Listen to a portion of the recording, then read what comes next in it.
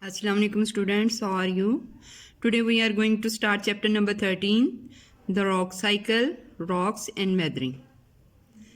But the rocks are being made all around us now, but it is very hard to believe that because rocks are static, these are the things that never change. However, if we live for 10,000 years, we would be able to observe the ways in which one rock is gradually produced from another.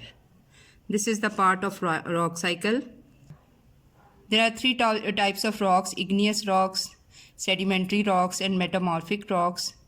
Igneous rocks form the starting point of the rock cycle. Igneous rocks are also known as volcanic rocks because they are produced by the solidification of molten rocks from volcanoes. The molten rock that is commonly known as magma, it comes from the mantle of the earth. Beta, this is the inside of the earth. This is crust, and this is mantle. This is outer core, and this is inner core. And the molten rock magma comes from the mantle of the earth. High pressure builds up beneath the earth crust, and this eventually causes a volcano to erupt. Most volcanoes are crystalline. The size of the crystal depends upon the time taken by the magma to cool down. Slow cooling produces big crystals, and rapid cooling produces small crystals. All the material from which sedimentary rocks and metamorphic rocks have been formed, it originally come from the igneous rocks. Student, our next topic is igneous rocks. Igneous rocks are formed when the molten rock, that is magma, it comes on the surface of the earth. As magma flow down on the side of the volcano, it begins to cool down. The surface of the lava quickly cools with the bubbles of gas trapped inside, due to which it becomes frothy like this, and it is known as pumice. Beneath the surface, the lava takes longer time to cool down, and the longer it takes, the larger the crystals in the rocks which is formed.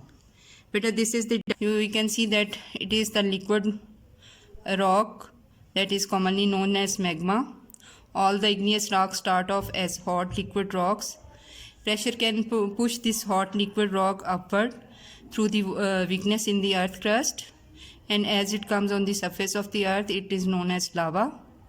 And the surface of the upper surface of the lava cools down to form pumice, and under this surface the lava takes longer time to cool down, and the crystals are larger in this rock.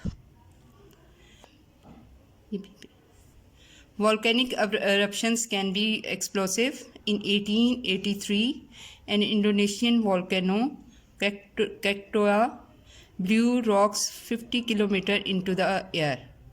The largest volcano in the solar system is on the Mars. This is granite. You can see that it is very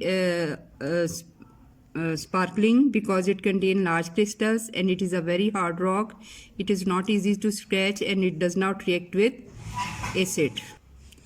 This is basalt. It is also a very hard rock, and it is very difficult to scratch it. The crystals in the basalts are very tiny, and like granite, it does not react with acid. But have you seen diamond? Diamond is the hardest natural substance. It is an allotropic form of carbon. Chemically, it is carbon, and it is formed in volcanic rocks where temperature and pressures are very high. Next, we have to do test yourself. Question number 1. Ignis is the Latin name for the fire. Why do you think volcanic rocks are called igneous?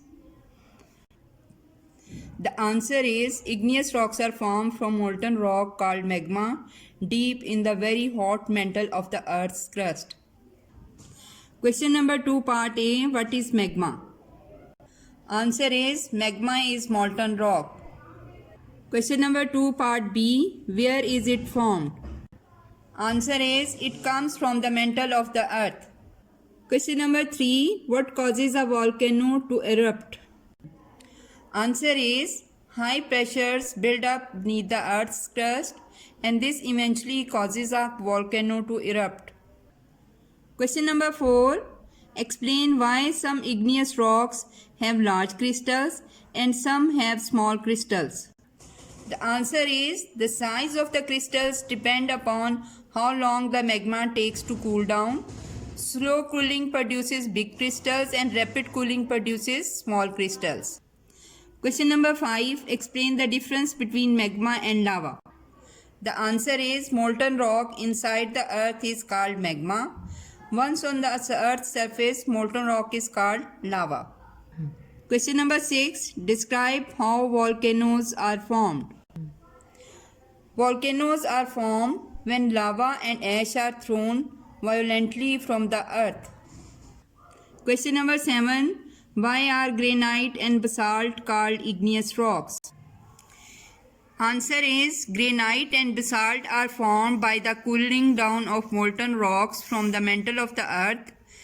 Granite and basalt are both igneous rocks which are very hard. Thank you.